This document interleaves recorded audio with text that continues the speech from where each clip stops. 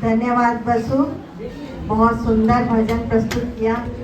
इसको सुनते सुनते मेरे को याद आ गया एक कुछ दृष्टांत, वो मैं प्रस्तुत करने जा रही हूँ।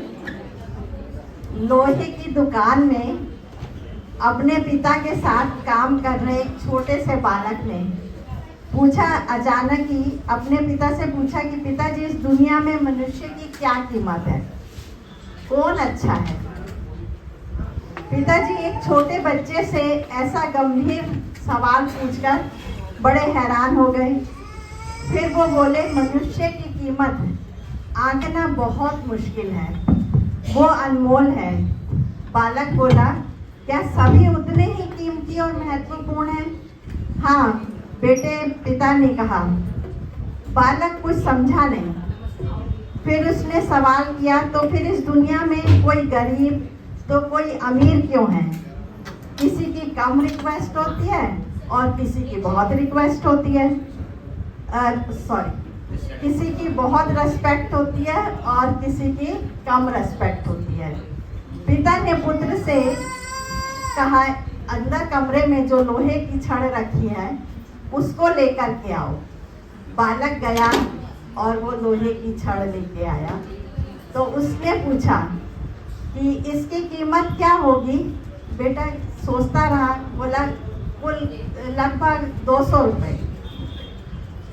लेकिन उसने कहा, पिता ने कहा, यदि मैं इसके कुछ कील बना दूं तो उसकी कीमत क्या होगी? वो बोले, उसकी कीमत पिताजी 1000 रुपये होगी। लगे ठीक। और अगर मैं इसके घड़ी के स्क्रू बना दूं, कहता उसकी कीमत तो बहुत होएगी।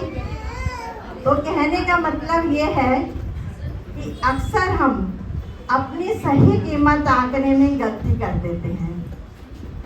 हम अपनी वर्तमान स्थिति को देखकर अपने को बेकार समझने लगते हैं, लेकिन हम में हमेशा अथाह शक्ति होती है। हमारा जीवन हमेशा संभावनाओं से भरा होता है। हमारे जीवन में कई बार स्थितियाँ अच्छी नहीं होती, परंतु इससे हमारी इज्जत कम नहीं होती। मनुष्य के रूप में हमारा जन्म इस दुनिया में हुआ है, इसका मतलब है हम कुछ खास और महत्वपूर्ण करें, अच्छे कर्म करें और आगे की ओर बढ़ते रहें। हमें हमेशा अपने को सुधार कर रखना चाहिए और अपनी सही कीमत की दिशा में बढ़ते रहना चाहिए। आई थिंक मैं सोचती हूँ कि इसके भजन का जो सारांश था वो मैंने इस कहानी के माध्यम से आप सबको बताया। अब हम आगे चलते हैं, अपने इस कार्यक्रम को गति देते